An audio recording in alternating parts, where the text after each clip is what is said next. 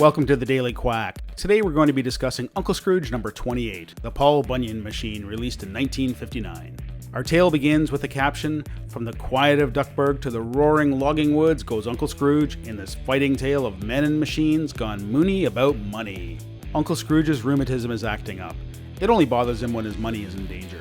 He and Donald decide to walk all over Duckburg until they find the source of his aches. After covering a lot of territory, they discover the source of his pain, a large boarded-up warehouse. Upon further inspection, they find that it has massive doors that are 6 stories tall and a tiny window that faces the money bin. They peek through a crack, and to their horror, they see the Beagle Boys working on a massive machine that they have dubbed Paul Bunyan. They plan on using this monstrosity to chop the money bin in half and make off with Scrooge's immeasurable wealth. Scrooge decides he's going to move his cash, but when he finally makes it to the bank with a handful of quarters, the bank refuses to take them as they have too much of his money already. And to make matters worse, the Beagles have an X-ray machine pointed at the bin. This way they can make sure he isn't transporting the money out, as they can see if the money level is dropping. But Scrooge hatches a plan. Unbeknownst to the Beagles, he manages to ship his money out.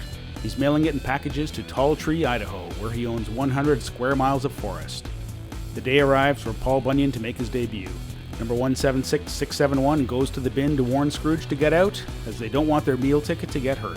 He discovers the bin is vacant, with all doors wide open, and a note on the vault that says, "Help yourselves." Inside the vault, the Beagle Boy discovers how Scrooge pulled the wool over their eyes. While Scrooge was mailing out his cash, he was also bringing in tons of washers to keep the level up for the X-ray machine. Weeks pass, and Scrooge and the boys have been busy drilling holes in the trees and filling them with his money. Coincidentally, the despondent Beagle Boys discover an ad in an Idaho newspaper that the government is looking for loggers to clear a 100 square mile forest in Tall Tree to make way for a dam. They realize it's the perfect job for their machine and proceed to ship it to Idaho. More time passes, and they've just finished stashing the rest of the cash when Scrooge's rheumatism returns. They investigate, only to find the ground rumbling beneath their feet due to the Beagle Boys' massive logging machine. And as it turns out, the Beagle Boys are doing all this legally. Since Scrooge was out of contact for so many weeks, he didn't realize that he now no longer owns that forest. It's now government property.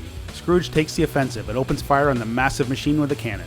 The Beagles realize that wherever Scrooge McDuck is, his money can't be far away. They realize it's hidden in the forest and proceed full speed ahead. The Ducks manage to temporarily halt the progress of the Beagles with some well-placed cement, and while the Beagles are repairing their machine, Scrooge builds a Paul Bunyan machine of his own. And soon, Tall Tree Valley is shaking with the thunder of 2 mighty Paul Bunyans. The massive machines are on a collision course, and in defense of his beloved money, Scrooge makes short work of the Beagles' machine. The Beagles are promptly arrested for using counterfeit funds to pay for their Paul Bunyan machine, and all is well until Scrooge feels the rheumatism return, as a magpie makes off with a dime.